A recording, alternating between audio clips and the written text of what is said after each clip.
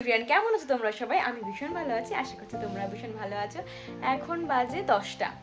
আমার এখন এক বাড়িতে সব কিছু কমপ্লিট। ঘুম থেকে উঠে পড়েছিলাম, স্নান, পুজো, রান্না বান্না সব কিছু কমপ্লিট করে আমি এখন যাচ্ছি ওই বাড়িতে। বোনের জিওগ্রাফির কিছু প্র্যাকটিক্যালের কাজ রয়েছে, তো সেগুলো একটুখানি হেল্প করে দেবো, আর কিছুই না। তো এই জন্য আজকে এইবারে ব্লগ কিছু দেখায়নি, কারণ প্রতিদিন তো একই জিনিস দেখায়। তো আজকে যেহেতু যাবো ওইখানে, তো সেজন্য ভাবলাম যে যাওয়ার সময় ব্লগটা স্টার্ট করি। কিন্তু জানো তো, সকাল থেকে ভীষণ বৃষ্টি হচ্ছে, মানে অতিরিক্ত বৃষ্টি হচ্ছে, একটুও কমছে না। ভিজে ভিজে কোনো রকম ফুল টুল তোলা, যা যা পুজোর কাজ করা, বাইরের কাজ ভিজে ভিজে মোটামুটি করেছি। তো চলো একটু দেখিয়ে দিই তোমাদেরকে। ততক্ষণ দেখতে থাকো ব্লগটাকে, আশা করছি আমার ব্লগটা দেখতে ভীষণ ভালো লাগবে। এই হচ্ছে আকাশের অবস্থা, বৃষ্টি পড়েই যাচ্ছে। এই দেখো টিপ টিপ টিপ করে বৃষ্টি পড়েই যাচ্ছে। আর একটু আগে ভীষণ জোরে পড়ছিল, এই দেখো কিরকম জোরে পড়ছে, বুঝেছো কিরকম বৃষ্টি হচ্ছে। মেঘটাও যে ভীষণ মেঘ তা একেবারে কালো করে এসছে তা না, কিন্তু সকাল থেকে বৃষ্টি হয়ে যাচ্ছে। আর দেখো গাছে কতগুলো পেয়ারা হয়েছে, পারছি আবার হচ্ছে দেখো কত পেয়ারা। পেয়ারা খেতে বেশ ভালোই লাগে। কে কে পেয়ারা খেতে ভালোবাসে অবশ্যই একটু কমেন্ট করে জানিও। কি হয়েছে দেখো, তুলসী গাছটাও ঝুলে গেছে। এ দেখো আমার পুজো দেওয়া হয়ে গেছে, ওই দেখো ধূপকাঠি জ্বলছে এখন। দেখো বেরিয়ে পড়েছি।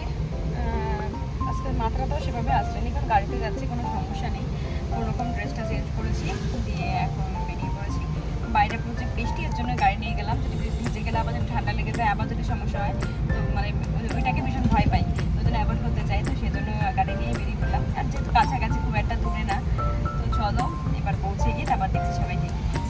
প্রচুর বৃষ্টির মধ্যে আপাতত আমি চলে এসেছি। দাঁড়াও দেখাচ্ছি কিরকম বৃষ্টি পড়ছে। কিছু দেখো কিরকম বৃষ্টি পড়ছে, প্রচুর বৃষ্টি পড়ছে গো। দেখো অন্ধকার করে এসছে পুরো, আবার হয়তো এর থেকেও জোরে পড়বে। দরজাটা দিয়ে আসতে হবে, যেটা খোলাই রয়েছে, যাবো দিয়ে আসতে। যেটুকু যা গোছানোর, ঘরটা হালকা একটু ঝাড় দিয়ে নিলাম। আর চলো রান্না করে দেখাই।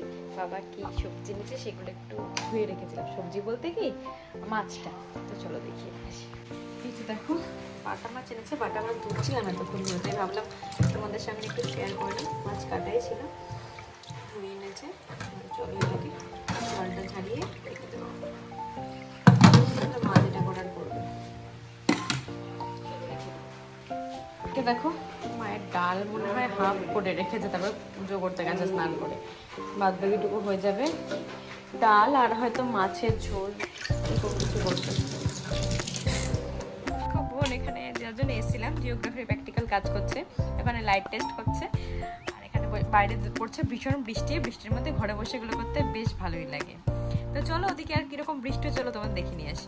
দেখো বৃষ্টি এখন একটু কমেছে, দেখো পড়েই যাচ্ছে, কিন্তু একটু পরিমাণটা হয়তো একটু কমেছে, তার আগে ভীষণ জোরে বৃষ্টি হচ্ছিল।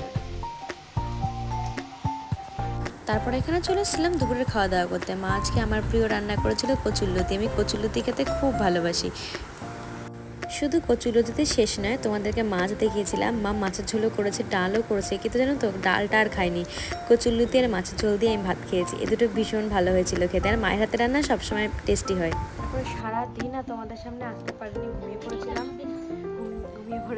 ঘুম থেকে উঠে তারপরে হচ্ছে কি করলাম, খাওয়া দাওয়া কিছু জিনিস তোমাদের দেখিয়েছিলাম একটুখানি, তারপর আর দেখাতে পারিনি কারণ আবার ঘুমিয়ে পড়েছিলাম।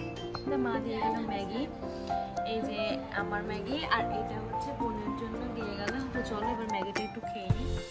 কেমন আছো তোমরা সবাই? আমি ভীষণ ভালো আছি, আশা করছি তোমরা ভীষণ ভালো আছো।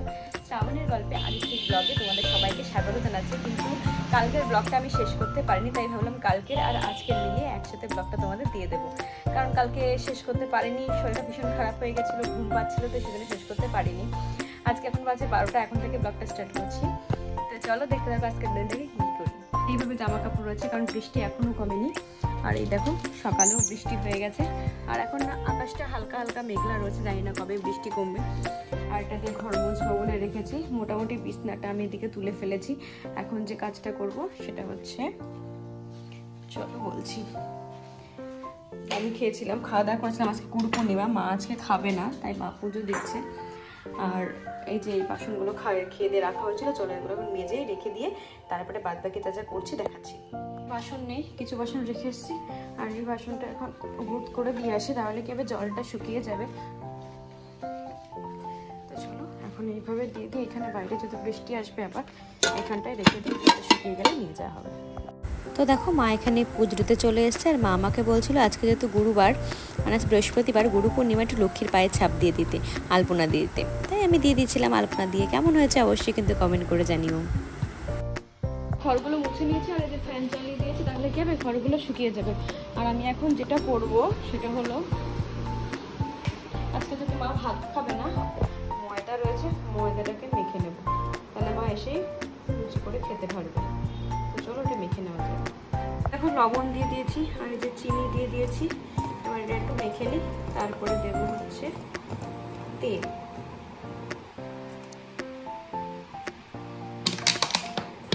এমনিতেই লুচি খেতে আমি ভীষণ ভালোবাসি, আর আমার মতন কে কে আছে বলো তো লুচি খেতে ভীষণ ভালোবাসো। কিন্তু লুচি না, এরকম মুখরোচক খাবার, ফাস্টফুড খাবার, এগুলো আমার খুব পছন্দের, আমি ভীষণ ভালোবাসি। আগে খুব একটা পছন্দ করতাম না, কিন্তু এখন ভীষণ ভালোবাসি এগুলো খেতে। চলো এবার সুন্দর করে মেখে নিয়ে আগে। আমার এখানে ময়দা মাখা হয়ে গেছে, এখন এটাকে একটুখানি সাদা তেল দিয়ে, রিফাইন অয়েল দিয়ে একটুখানি ঢেকে রাখবো, উপরটা একটু ছড়িয়ে ঢেকে রাখবো। এটা ভীষণ মানে নরম হয়।